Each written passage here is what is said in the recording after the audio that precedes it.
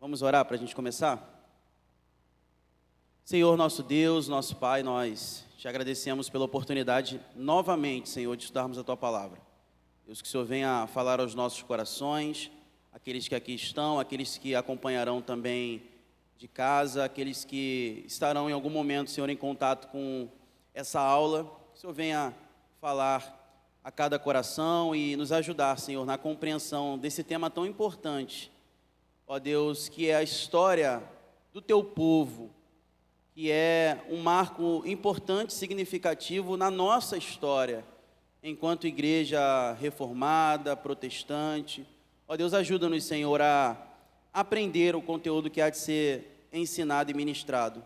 Em nome de Jesus oramos e agradecemos. Amém e amém. Queridos, a reforma protestante já fica mais fácil porque nós estamos já há alguns dias, né, falando sobre a reforma protestante, e todo ano a gente acaba falando, né? Então acaba se tornando um tema mais natural. À medida que a gente for falando, é normal que vocês vão lembrando alguns pontos daquilo que a gente já fala constantemente aqui. Na quinta-feira a gente está tendo um estudo doutrinário aqui na igreja, onde a gente está estudando um documento que é oriundo desse período da reforma ainda, um pouquinho posterior a 1517, ao século XVI, mas é um documento ainda que marca esse período, que é a Confissão Belga. Então, você que tem acompanhado na quinta, você que tem acompanhado a série de pregações, você vai ouvir novamente algumas coisas, mas é normal. E estava conversando com o pastor Alain, dúvidas, perguntas, essas coisas, a gente vai deixar para o final, que aí você vai guardando aí, e aí a gente dá um tempinho da participação final aí para que a gente tire dúvidas e você também possa interagir de alguma forma. Então, gente, o contexto histórico geral. A reforma, ela de fato é concretizada no século XVI, mas nós não podemos falar de uma reforma apenas começando ali no início do século XVI, sem levar em consideração todos os acontecimentos e fatores, e até mesmo episódios e personalidades que passaram antes de Lutero. A gente conhece na história da igreja a figura de homens que eram chamados de pré-reformadores. Por quê? Porque não foi Lutero. A gente vê assim, a gente começa a história com Lutero e a gente costuma ter a ideia de um cara que só ele foi o cara corajoso, só ele foi o que teve coragem de enfrentar. Isso acaba sendo um tanto quanto limitado e equivocado. Por quê? Porque, por um lado, nem Lutero imaginava a proporção que o negócio tomaria. Isso é nítido. Lutero não queria romper, primeiro que Lutero não queria romper com a Igreja Católica. Lutero era um monge agostiniano, um professor de teologia, era alguém que queria reformar a igreja. Era alguém que usou um método tradicional, inclusive, que era afixar teses e sentenças contra decisões do Papa e decisões da Igreja Católica, para que tornasse, então, aquela ideia um debate, que pudesse, então, uma vez tornado debate, subir às instâncias superiores para ser, de fato, decidida em concílio pela Igreja Católica. Vamos pensar na estrutura de governo do nosso país, né? Como é que às vezes acontece? Os movimentos sociais, políticos, eles vêm com uma pauta, correto?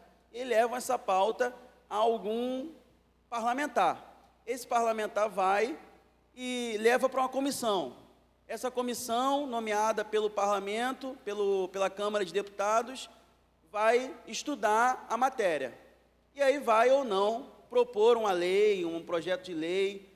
É mais ou menos a proposta de Lutero. Lutero, ele afixa algumas teses, 95 teses, contra aquilo que estava sendo comercializado, que eram as indulgências. A gente vai explicar um pouquinho o que é isso, e contra uma autoridade excessiva do Papa, que é o líder da Igreja Católica, em detrimento da própria Escritura Sagrada.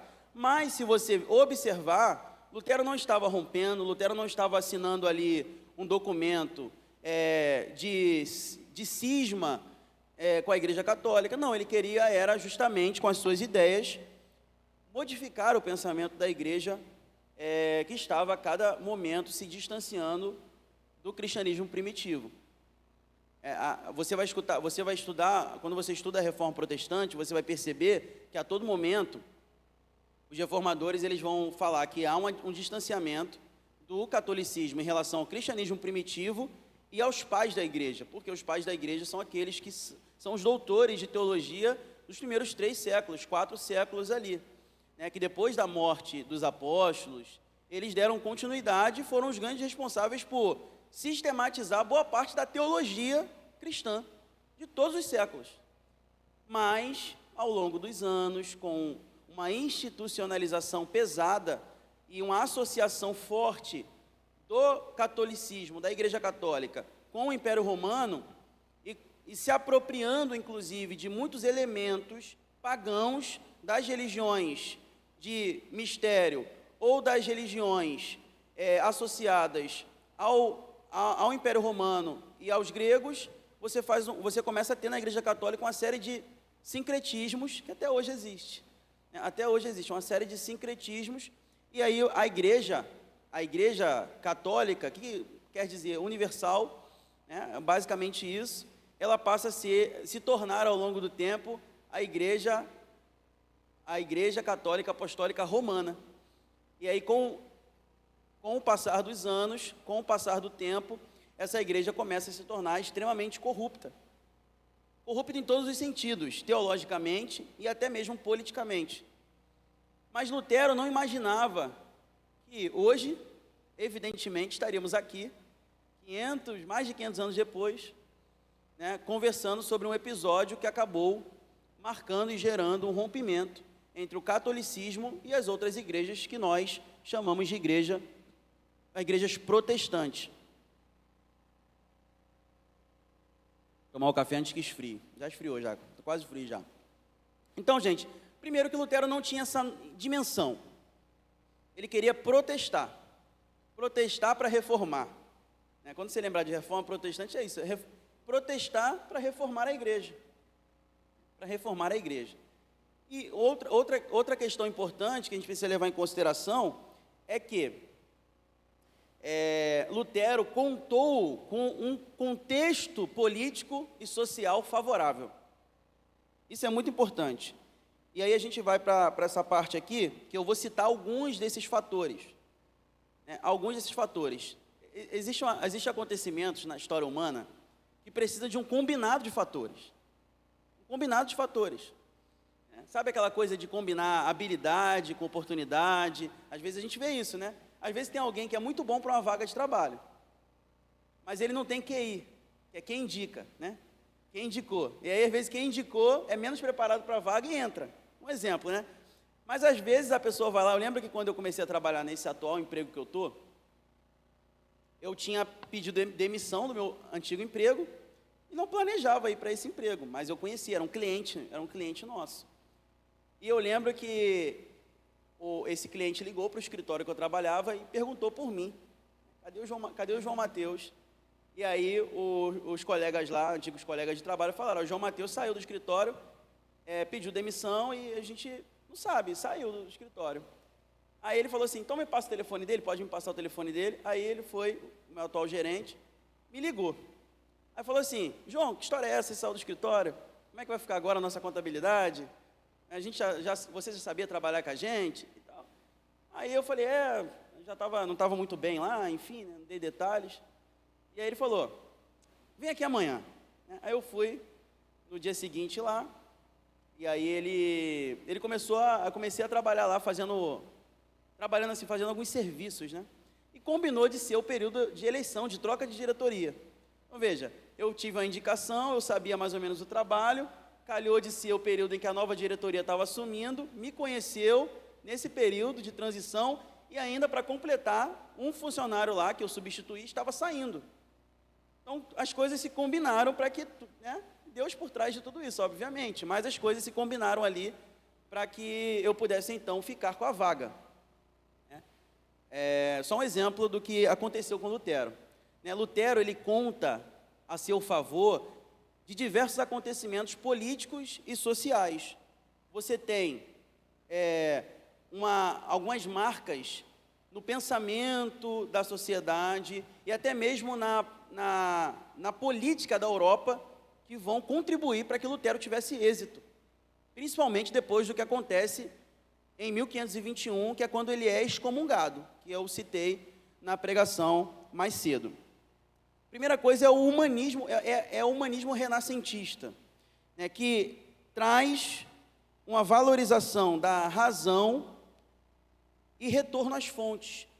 Foi no período renascentista, principalmente, que, por mais que tenha tido também efeitos colaterais muito negativos, uma supervalorização e centralização e importância superestimada do homem em relação a Deus, mas o humanismo renascentista acabou favorecendo. Por quê? Porque nesse período, por conta da valorização da razão, do intelecto, do estudo, da erudição, muitas obras, muitos escritos dos pais da igreja, Agostinho e dentre outros, foram mais traduzidas e difundidas.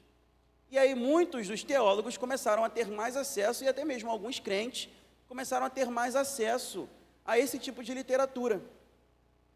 E o humanismo renascentista, e posteriormente o reflexo disso se dá também no próprio iluminismo, no século XVIII, ele vem com uma pegada crítica muito forte. E essa pegada crítica é uma pegada crítica em relação àquilo que é autoritativo. Tanto que no iluminismo você vai ter um grande questionamento em relação à própria escritura. Mas no início, ele acaba tendo um efeito positivo na época da Renascença. Por quê?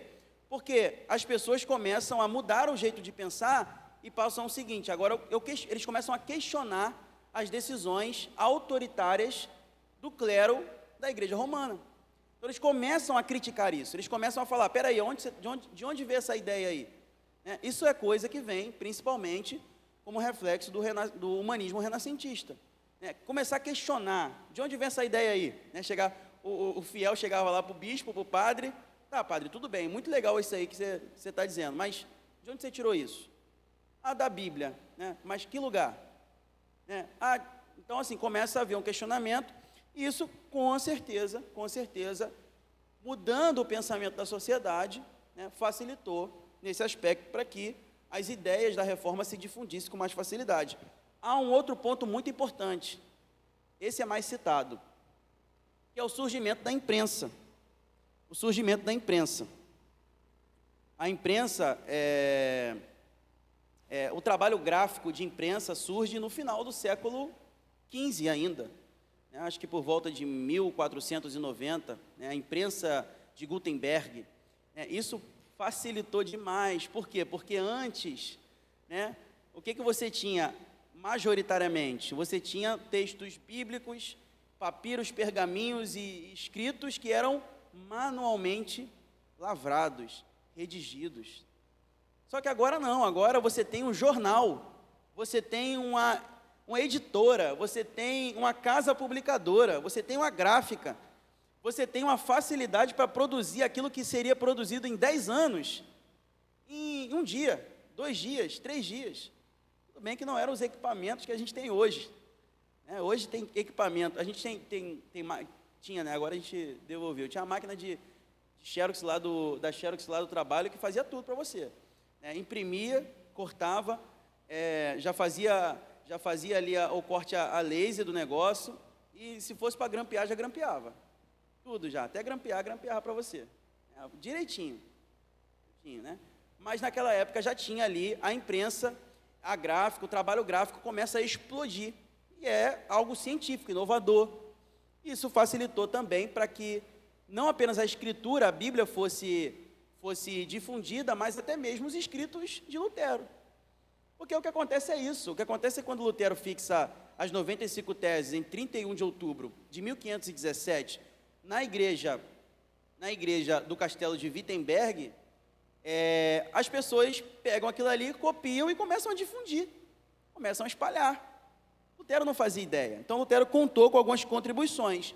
E a principal, gente, a crise moral e espiritual e política em que a Europa vivia, em que a igreja também vivia, e que se confundia muito com o poder do Estado.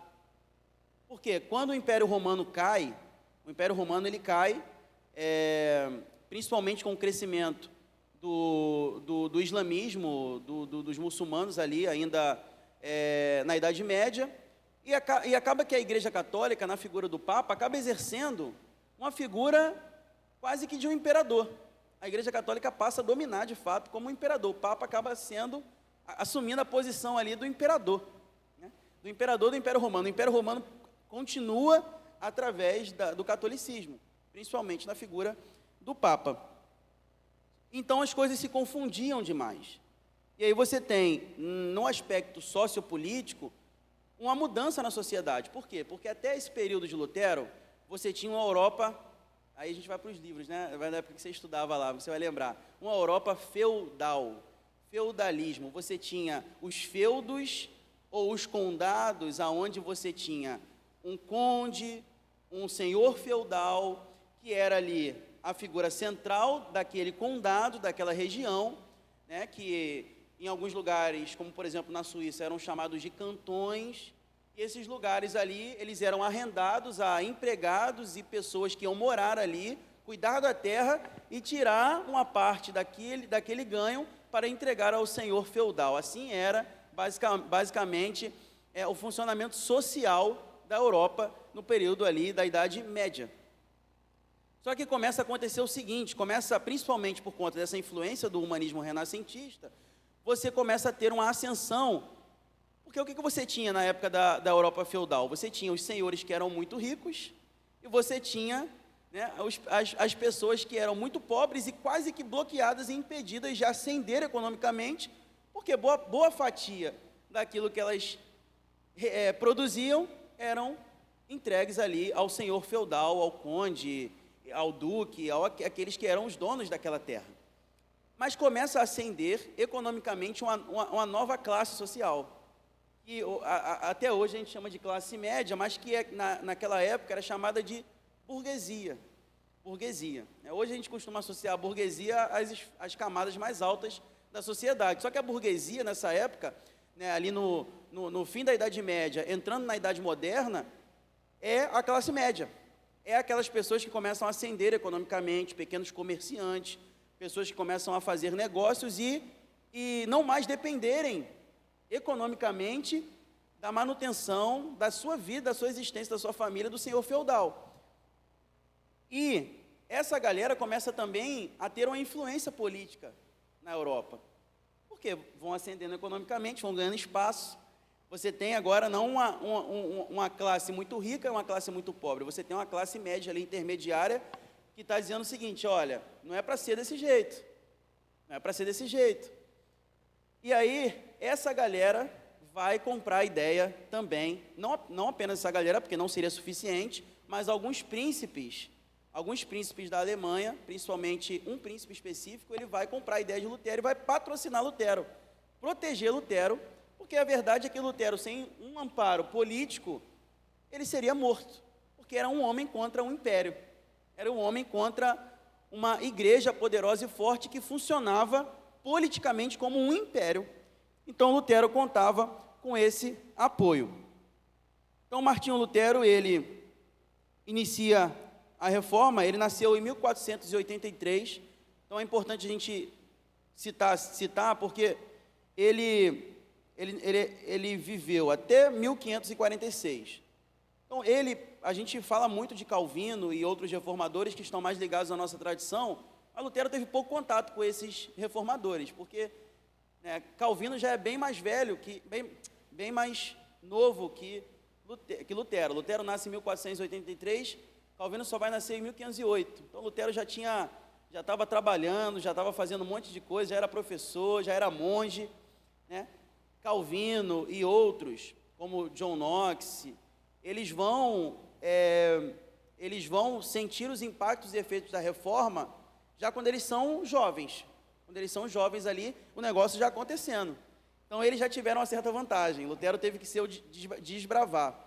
Mas antes dele, muitos outros vieram e não tiveram tanto êxito porque não pegaram um cenário favorável, tal como Lutero pegou.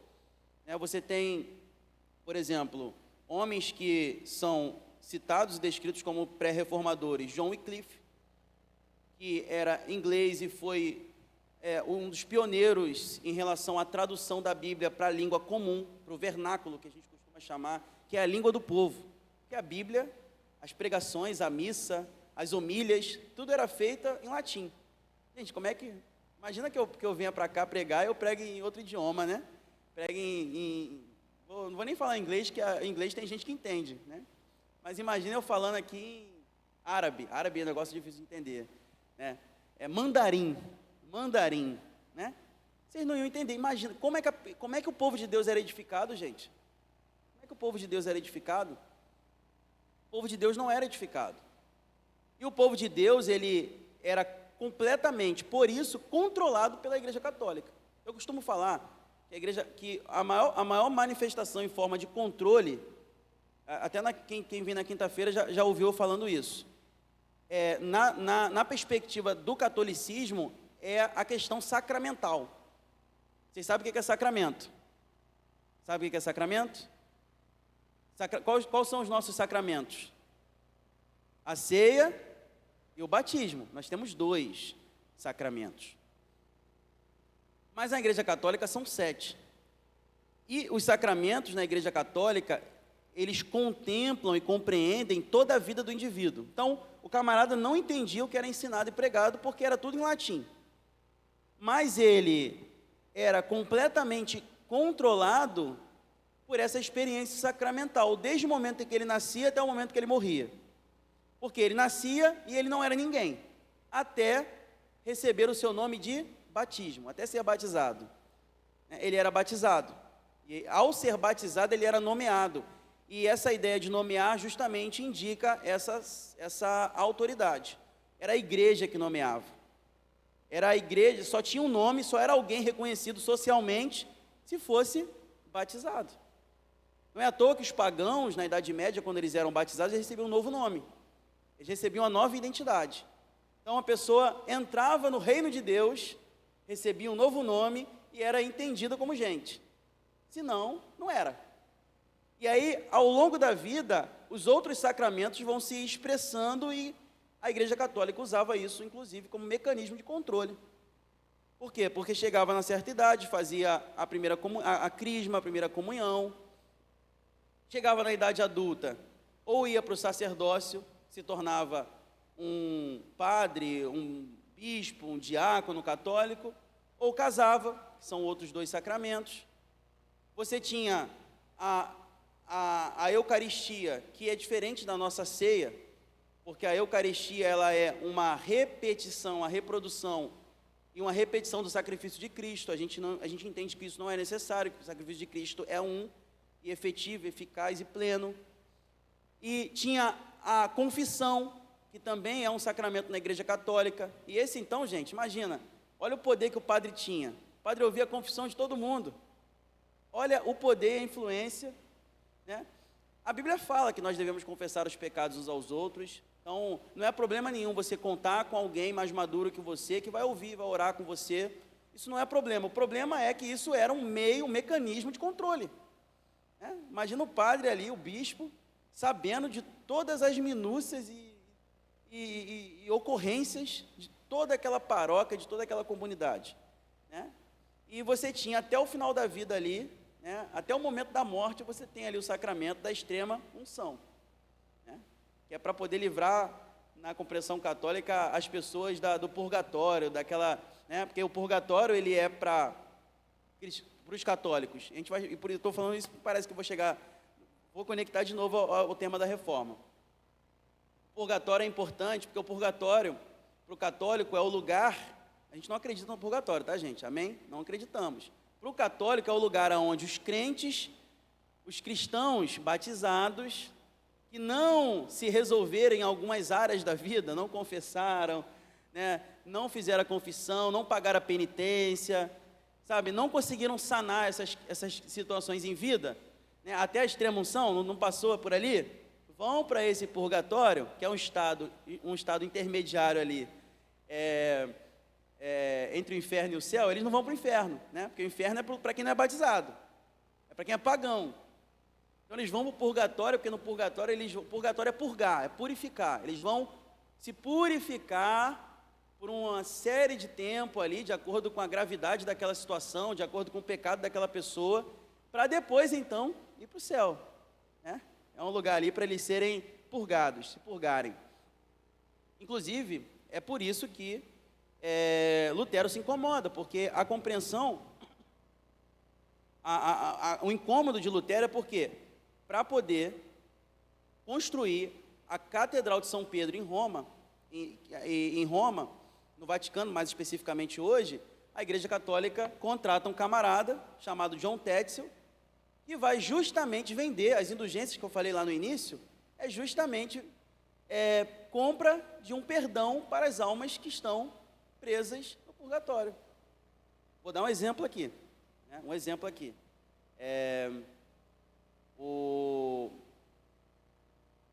Uma esposa perde o marido na época da Idade Média, e aí batizados. Só que esse marido era um cara que ela sabia que, né, ainda tinha que purgar um pouquinho. Ela vai falar assim: meu marido tinha que ficar um tempinho purgando lá no purgatório. E aí, o que esse camarada começou a fazer? Ele vendia essas indulgências para essa esposa comprar, né, um período, um tempo, ou até mesmo pleno perdão ali de todas as questões mal resolvidas para o seu marido, para que seu marido pudesse então sair do purgatório e ir para o céu. Era uma compra de um perdão, era uma compra era uma redução de pena, era como se fosse uma redução da pena que aquelas almas cristãs deveriam ali pagar ao longo de uma série de tempo no purgatório.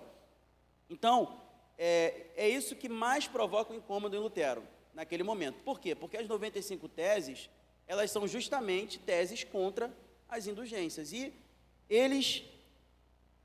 John Tetzel era um cara que era bom de marketing. Era bom de marketing, né? Porque ele, inclusive, manipulava as pessoas psicologicamente, né? Não sei se vocês tiveram a oportunidade. Quem é que já viu o filme de Lutero? Já viram o filme de Lutero? Ana Cláudia já viu. Eu recomendo, é bem legal, né? Ele manipulava, né? Ele fazia um teatro. O filme mostra um pouco, representa um pouco isso, né? Tem uma hora que John Tetzel queima a própria mão assim, falando: ó, tá vendo? O inferno é isso aqui o tempo todo. Então assim, era um negócio para manipular as pessoas, né? Nada muito diferente do que muita gente faz hoje. E ele dizia, né? Quando a moeda cai no cofre, quando a moeda no cofre soa, uma alma do purgatório voa, né? Era a estratégia de marketing dele, o lema de John Tetzel ali, para poder arrecadar dinheiro, e a finalidade era justamente obter recursos financeiros para construir, né? Assim, você vai em Roma, você vai principalmente no Vaticano ali, que hoje é um pedaço, independente inclusive, né? É um estado, né? É um estado independente, é um país, né? Na nossa linguagem é como se fosse um país, né? Com seu próprio governo, e você tem lá toda a grandeza lá, aquilo ali foi, né, com o dinheiro de pessoas que acreditavam cegamente que estavam livrando a alma dos seus entes queridos da pena do purgatório. Então, ele, em 31 de outubro de 1517, afixa as 95 teses na porta da igreja do castelo de Wittenberg. Gente, Lutero também era um cara muito inteligente. Por quê? Vocês sabem o que é? Vocês sabem que dia 1º de novembro é dia de quê? Vocês sabem? Todos os santos. Todos os santos. Até as mulheres brincam, né? Os homens brincam, né? Que é o dia do homem, né? Dia de todos os santos. Bobeirinha, né? Mas, para a Igreja Católica, é um feriadão. Por quê? Porque você tinha 1º de novembro como dia de todos os santos. Muita gente ia para as peregrinações, ia para a igreja. E você tinha 2 de novembro, que é qual dia? É o dia dos mortos, né? Dia dos finados. Dia dos mortos, literalmente. Dia dos finados é um eufemismo, né? É um nome mais bonitinho, né? Dia dos mortos. Onde essas pessoas muitas vezes iam acender velas, fazer rezas e orações para que essas pessoas do purgatório fossem também mais rápido para o céu, né? Então, Lutero, se John Tetzel era bom, Lutero também tinha as manhas, né? Lutero pegou a véspera do feriadão, né? a véspera do feriadão, muita gente passando por aquela região, muita gente indo à igreja, e ele bota o negócio lá para poder, né, as pessoas terem, naqueles dias, mais acesso ainda, né? O negócio ficou lá rolando, e muitas pessoas tendo acesso àquelas teses, por quê? Porque era um feriadão, e hoje a gente tem o 31 de, hoje, curiosamente, a gente tem 31 de outubro, que é o dia da reforma, que antecipa duas datas que são datas do calendário católico, né? Ele fez isso intencionalmente. E aí, gente, avançando um pouquinho mais, dessas teses, primeiro porque se você ler essas teses, já antecipo para você, se você ler essas teses, talvez você se decepcione um pouco com Lutero. Porque Lutero, e aí eu preciso explicar para você, Lutero, quando escreve essas teses, Lutero é um católico ainda. Lutero ainda tem compreensões ligadas ao catolicismo. Então, não pense que você vai ler essas teses e vai estar diante da doutrina protestante completa ali, não. Há um desenvolvimento. Veja, que Lutero, depois de 1517, Lutero ainda fica até 1521 como sendo um monge católico, um professor de teologia, com ideias protestantes, com ideias reformistas. Mas só 4 anos depois que ele deixa de ser católico de fato, quando ele é excomungado após a dieta de Worms, que é de fato um tribunal ali onde vão julgar as obras e a vida de Lutero, né, diante das autoridades. Mas Lutero, durante esse tempo, vai desenvolvendo a compreensão, principalmente relacionada à doutrina da justificação pela fé, e não pelas obras. Mas isso é um processo. Se você ler as 95 teses que você encontra facilmente na internet, você pode se decepcionar. Mas isso aqui que Lutero está falando é doutrina católica. Por quê? Porque Lutero ele foi se opor principalmente a essas duas coisas: a venda das indulgências e a alguns pontos de autoritarismo da figura do Papa. Mas ele ainda é um homem que pensa como um católico. É ainda um homem que é fruto do pensamento da Idade Média. Então você vai perceber que isso vai se desenvolvendo ao longo do tempo. Se você ler os escritos de Lutero mais antigos, você vai estranhar muita coisa. Há um desenvolvimento. Lutero, Calvino, ou quem quer que seja, estavam longe de ser homens perfeitos. Muito longe, tão longe quanto nós, né? Mas foram homens usados por Deus, e as ideias da reforma protestante, elas acabaram sendo, ao longo dos anos, e isso é muito interessante porque a gente não sabe exatamente como e quem, mas ao longo dos anos elas foram se transformando naquilo que a gente chama até hoje de 5 solas. 5 solas não foi algo inventado não foi um termo inventado por Lutero, Calvino ou outro. Ao longo dos anos, eles foram surgindo como princípios que norteiam a fé protestante em geral, que envolve luteranos, reformados, anglicanos, dentre outros, que são somente a Escritura, sola Scriptura, que é a compreensão de que apenas a Escritura é a regra de fé e prática, ela que é autoritativa, tal como nós pregamos hoje cedo, sola fide, que é somente a fé, como algo que justifica o homem diante de Deus, sola gratia, que é somente a graça salva e não as obras, solos Christus, somente Cristo é o mediador da aliança entre Deus e os homens, e soli Deo gloria, toda a glória pertence somente a Deus. E aí você tem a Europa pegando fogo. Lutero, certa vez, declarou, né, que ele disse que a palavra fez tudo. Ele só começou, ele só deu o primeiro passo. A palavra que fez tudo. E, de fato, Lutero ele não saiu nem do lugar de onde ele era. Lutero não virou conferencista, né, porque tem gente que... Lutero virou conferencista e ficou rodando a Europa, propagando as ideias protestantes. Não. A coisa foi acontecendo. Claro que levando em consideração aquilo que a gente citou, de todos os efeitos sociopolíticos e econômicos que contribuíram para que as obras de Lutero, para que as ideias protestantes se difundissem com mais facilidade, principalmente o trabalho ali da imprensa. O trabalho da imprensa foi fundamental, né? Começamos a ter tradução de Bíblia, aquilo que o John Wycliffe não conseguiu fazer anos atrás, começa a ser executado, porque começa a ser, inclusive, financiados pela burguesia, por muita gente que tinha economicamente condição de financiar pessoas para ficarem focadas exclusivamente traduzindo a Escritura. Gente, alguém precisa patrocinar o negócio. Lutero não tinha dinheiro, não. Então, Lutero ficou escondido num castelo durante um tempo, né, para poder ficar, durante esse tempo, sossegado, traduzindo a Escritura para a língua alemã. Então, alguém precisava financiar e patrocinar isso, e principalmente a burguesia patrocinou esse trabalho de muitos desses teólogos e homens que se dedicavam a fazer esse trabalho, e aí a Bíblia começou a ser ensinada. Havia um problema também social muito forte, que era o analfabetismo, né? Isso inclusive é um dos presentes e um dos legados que a Reforma trouxe, porque a Reforma trouxe a consciência de que as pessoas deveriam aprender a ler. Para quê?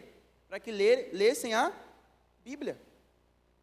Então, não era interesse do católico que os fiéis lessem a Bíblia, soubessem ler. Mas os protestantes, eles tinham essa compreensão. As pessoas precisam ler a Escritura. Então, duas coisas a gente tem que fazer. Primeiro, é traduzir a Bíblia do latim para as línguas comuns. E segundo, é ensinar o povo a ler. É por isso que as igrejas protestantes, elas sempre cresceram com a proposta de, ao lado do templo, ter uma escola. Se você observar as igrejas, os templos mais antigos, tanto aqui, até mesmo aqui no Brasil, nós tivemos essa influência. Templos mais antigos vinham com essa ideia de ter uma escola, um prédio para funcionar uma escola do lado. A própria ideia original, que depois vai virar a escola bíblica dominical, inicialmente nasce com a proposta de ensinar crianças analfabetas a lerem. A ideia era essa. Hoje, que a gente entende como escola bíblica dominical, foi também uma estratégia para que a igreja pudesse ensinar as crianças a ler. Essa era a ideia. Essa era a proposta, porque essas crianças, elas iam para as fábricas trabalhar. Naquela época, as crianças trabalhavam nas fábricas desde novinhas, desde criança. Só tinha o domingo, que era o dia santo. Só tinha o domingo para poder ficar livre. E aí começaram a perceber que essas crianças ficavam soltas, né, ociosas ali, às vezes aprontando, sem muita coisa o que fazer. Vou ensinar essa criançada a ler. Aí surge ali a escola dominical. Depois virou a escola bíblica dominical. Então, isso é uma proposta e um legado protestante, alfabetizar as pessoas para que as pessoas pudessem ler as Escrituras. Então, a coisa foi acontecendo, Lutero foi aquele que começou.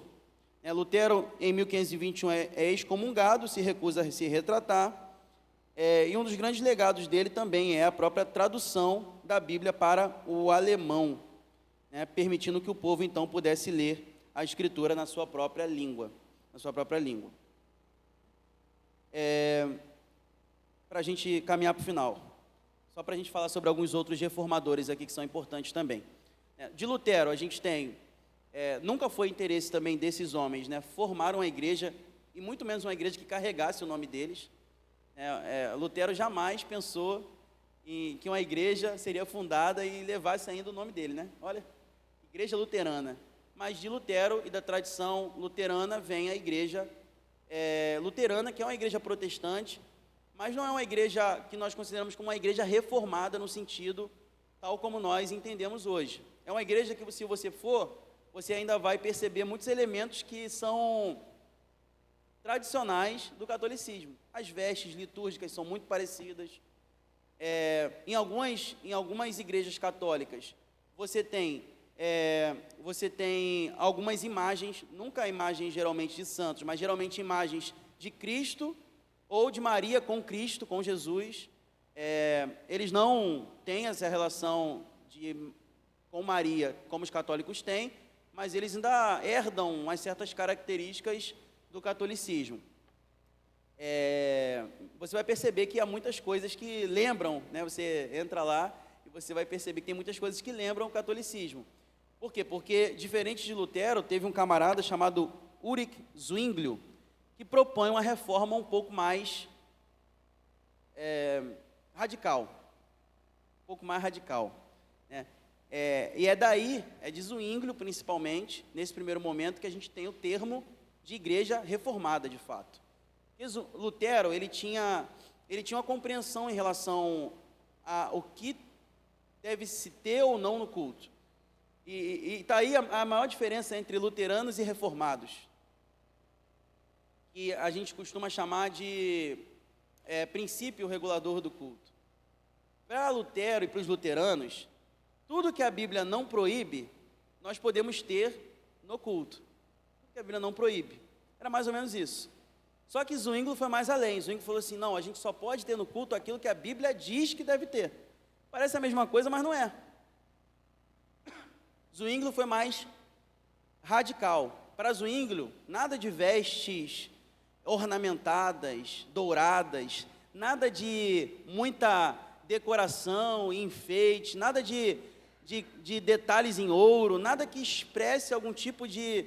nada que tire o foco daquele que participa da centralidade da palavra.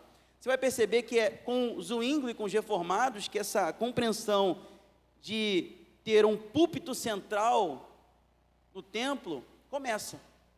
Porque para os luteranos, para os católicos, para outras tradições protestantes também, né, o púlpito não ocupa esse lugar de centralidade simbólico que a gente tem. Geralmente, quando você vai na igreja, o púlpito fica no meio. Mas se você for numa igreja luterana, se você for numa igreja anglicana, você geralmente vai ver o púlpito no canto. E você vai ver, geralmente, a mesa da Eucaristia ou da ceia ao centro. Você vê que a ênfase é sacramental. E os reformados não, vieram com a ênfase na pregação da palavra. Pregação da palavra. Né? Pregação da palavra deve ocupar, se você observar a ordem litúrgica, hoje a gente tem uma liturgia de culto, né? Se você observar, estudar, você encontra isso na internet. As liturgias da época da época da Reforma Protestante, os reformados naquela época, irmão, não tinha negócio de... tinha nem 3 hinos, não. Às vezes tinha uma canção, um salmo que era cantado, uma oração de confissão, irmão, palavra, pregação da palavra até o final. Até o final. Texto bíblico e ir embora, né? Depois que as coisas vão mudando, vão se adaptando ao longo dos anos, né?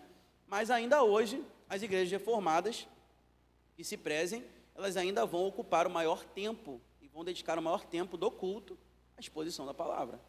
Porque isso é uma prática principalmente reformada, não é nem protestante em geral, mas é uma influência da fé reformada, que começa principalmente com esse cara que é o Zwinglio.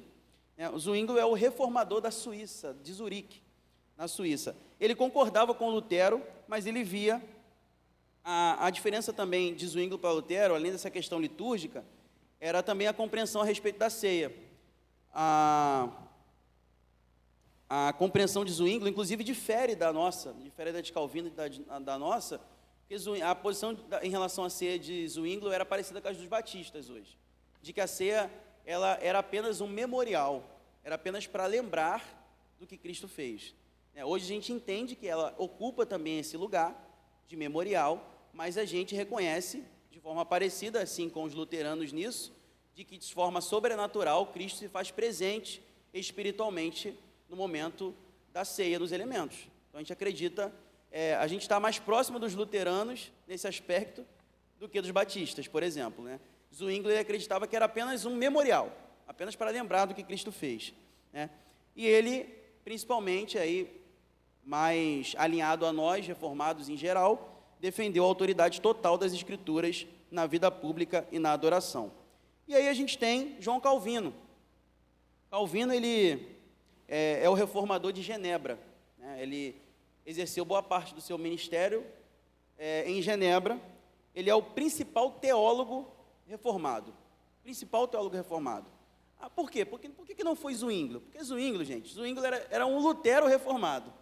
Zwinglio, sabe o que Zwinglio fazia? Zwinglio brigava, Zwinglio ia para a batalha, pegava espada, lutava com os católicos, Zwingli morreu em batalha, ele não teve tempo de sossegar, era assim, né? Ele não teve tempo de sossegar num cantinho, pegar uma pena e ficar escrevendo nada, não.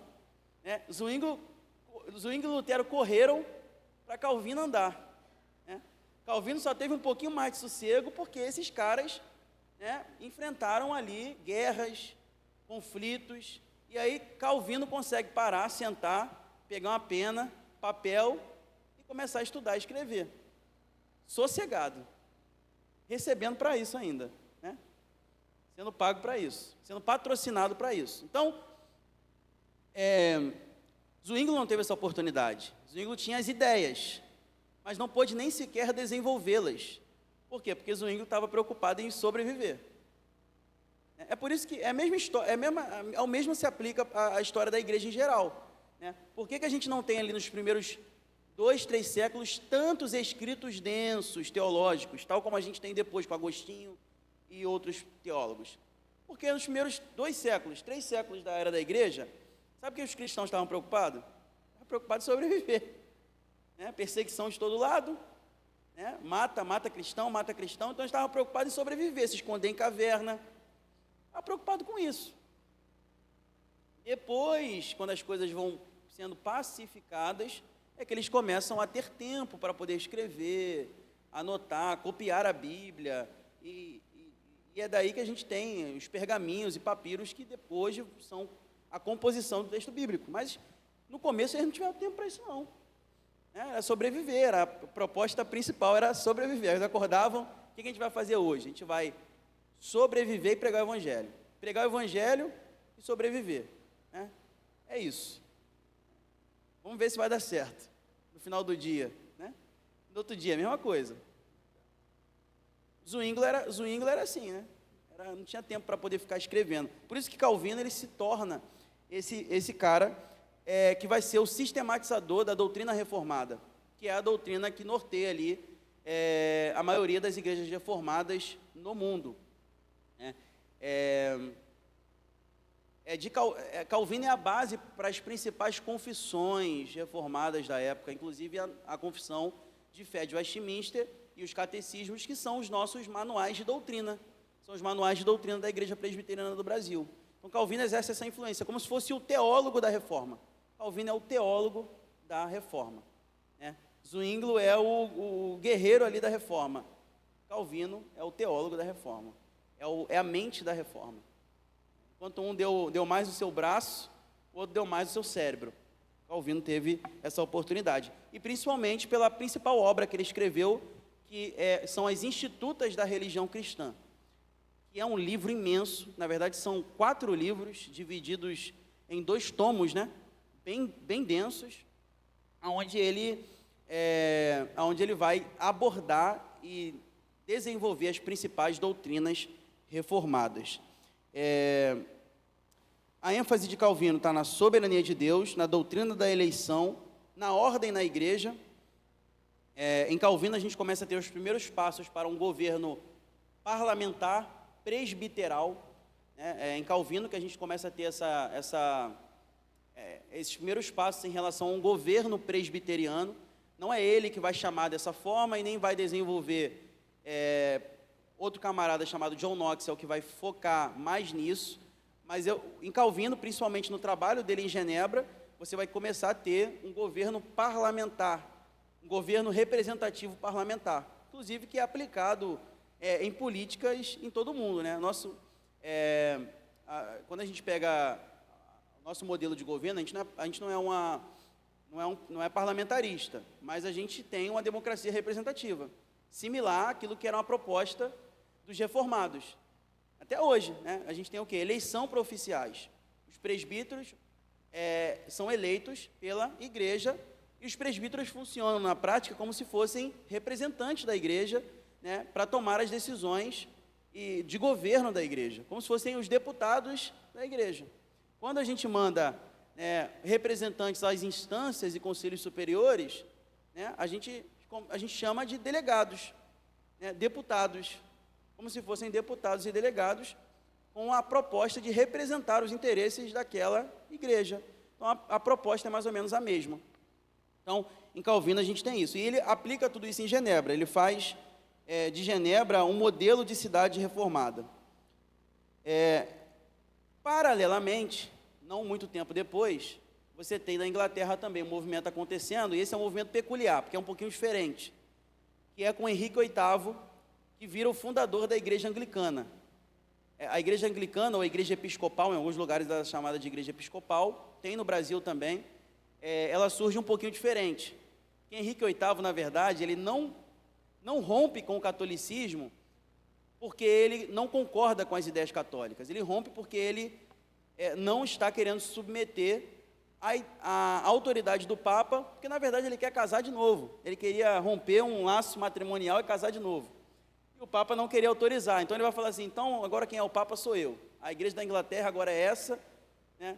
Mas, gente, na história é assim, Deus age, Deus faz, Deus transforma muitas vezes de mal em bem, e a gente tem um grande avanço do protestantismo e também uma certa abertura à fé reformada na Inglaterra por causa da Igreja Anglicana. Na Inglaterra, Henrique VIII rompeu, principalmente por motivos políticos, né? E também a negação do Papa ao seu divórcio. E aí surge em 1534 a Igreja Anglicana, tendo ele como chefe da igreja. A Igreja Anglicana, diferente da Igreja Presbiteriana, ela é episcopal, ela tem um bispo, um líder, um representante da igreja, tal como os católicos. É como se fosse Henrique VIII ali, agora eu sou o Papa, né? Dessa igreja aqui eu sou o Papa, é mais ou menos isso, né? E aí surge a Igreja Anglicana. Posteriormente, alguns reformadores puritanos, eles aprofundam a reforma na Inglaterra e durante certo tempo, principalmente no tempo em que a Confissão de Fé de Westminster é escrita, a Inglaterra vira uma nação reformada, por um certo tempo. Os parlamentares, com ideias reformadas, levam a fé reformada como a fé daquele país. É nesse período, inclusive, que a gente tem a redação da Confissão de Fé de Westminster, durante esses anos aí.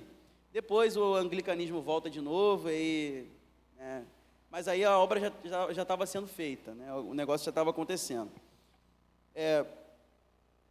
Na Escócia, John Knox, um discípulo das ideias de Calvino, mas que focou muito mais em desenvolver o conceito de governo presbiteriano, por isso que eu falei, Calvino ele começa isso, mas quem desenvolve mesmo é John Knox.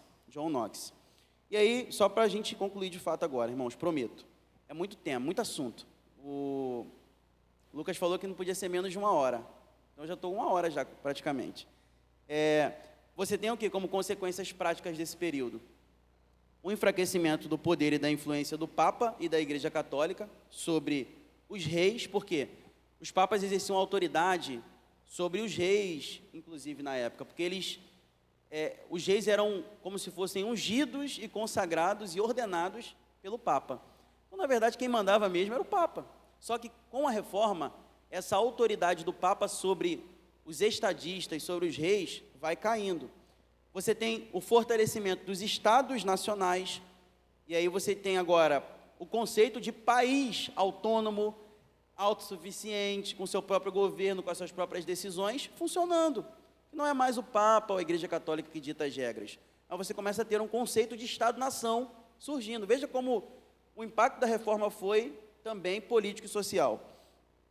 E você tem também uma série de guerras religiosas que vão culminar, principalmente, na luta por um conceito importantíssimo até hoje na nossa sociedade, que é a liberdade religiosa. Até mesmo as pessoas hoje que não são cristãs e têm outras religiões, elas precisam, de certa forma, agradecer a um legado da reforma que foi lutar pela liberdade religiosa. A liberdade religiosa, como direito fundamental, foi algo defendido principalmente por protestantes. Por quê? Porque a Igreja Católica queria exterminar todos aqueles que não eram católicos. E eles lutaram primeiro para sobreviverem. E não perceberam, talvez, que estavam criando um princípio de um direito fundamental, que é o direito da liberdade religiosa, liberdade de culto. Assim, em vários países do mundo, você pode ser da religião que for. E isso só acontece hoje porque o conceito de direito fundamental da liberdade religiosa foi defendido pelos protestantes. Primeiro para sobreviver dos católicos, mas acabou gerando isso, que de certa forma é positivo também. Imagina se a gente tivesse... É só observar os países que não tem isso, né? Eu costumo falar isso. Se você quer saber como é que é um país, não sei se deveria ser assim, olha para os países que não têm liberdade religiosa, que você vai entender que o conceito de direito fundamental da liberdade religiosa é benéfico e útil. Sabe por que é útil? Porque eu costumo falar, mas aí dá espaço para todo tipo de ideia, todo tipo de religião, mais louca que seja. Tudo bem, mas a gente pensa sempre assim, né? A gente pensa sempre assim, é porque a nossa religião está mandando. Mas se um dia for outra religião e eles proibirem, né? Se você pega os países islâmicos, os países muçulmanos, você não pode expressar sua fé cristã nesses lugares. Então, a gente precisa defender esse que é um princípio, inclusive, da reforma protestante. Economicamente, você também tem um aspecto importante da reforma, que é justamente o conceito de vocação. Não sei se você já teve a oportunidade de ler um livro de um sociólogo, de um filósofo, chamado Max Weber. O livro é chamado A Ética Protestante e o Espírito do Capitalismo. Weber, ele não era um reformado, não era um protestante, pelo menos não como um protestante piedoso reformado, era alguém que era fruto do seu tempo ali, né? Tinha ideias protestantes, mas era fruto do seu tempo. E Weber vai escrever sobre o conceito de vocação, que é um conceito protestante, principalmente reformado, que muda economicamente a Europa e o mundo. Por quê? Porque você tinha um desprezo pelas atividades comuns e uma supervalorização daquilo que era religioso. Existia o trabalho santo e o trabalho profano. Existia aquilo que era importante, que era para Deus, e aquilo que era para a sociedade não era importante. E aí o protestantismo rompe com isso. O pensamento reformado rompe com isso. Por quê? Porque o pensamento reformado, ele traz um conceito de vocação. Vocação. Então, o camarada que não era pastor, não era presbítero, não era alguém que liderava na igreja, mas era um bom profissional, era alguém que tinha um dom para determinada profissão, ele começou a entender que aquilo que ele fazia para Deus também. Não era um trabalho menos importante. Então, esse conceito de vocação fez com que as pessoas produzissem mais, trabalhassem mais, e aí há uma certa prosperidade e avanço econômico naquelas regiões onde a fé protestante, principalmente reformada, chega, por causa do conceito de vocação. Até tem uma citação que a gente costuma ouvir, né, de Lutero e o sapateiro. Não sei se vocês já ouviram, né? Não ouviram, não?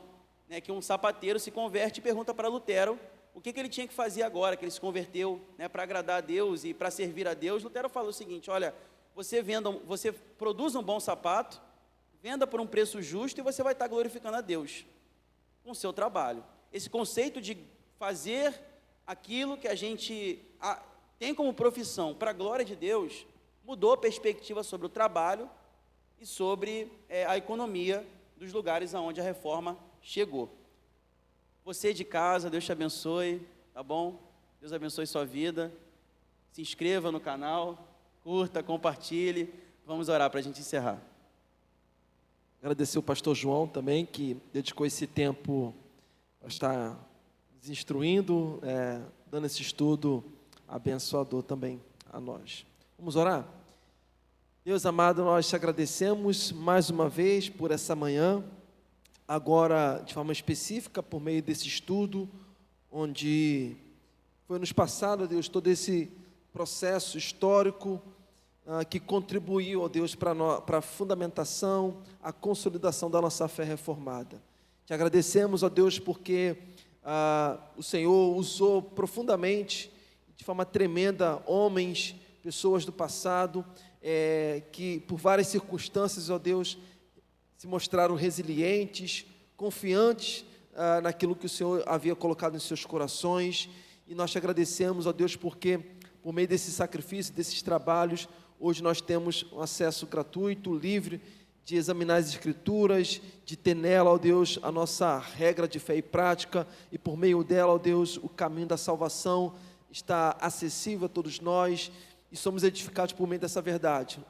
Através desse legado desses homens, ó Deus, hoje temos o acesso então às Escrituras, e por meio dela somos abençoados, somos instruídos através do Espírito Santo. Por isso te agradecemos, ó Deus, também pela vida do pastor João, que contribuiu com esse estudo a todos nós, que as ricas bênçãos do Senhor estejam sobre a vida do teu servo, sobre o seu ministério e também sobre a sua família. Tenhamos, ó Deus, um domingo abençoado, e logo mais retornemos aqui para juntos, como igreja do Senhor, mais uma vez participar de um culto de adoração e louvor ao seu santo nome. Te agradecemos em nome do nosso bendito Salvador Jesus Cristo. Amém e amém.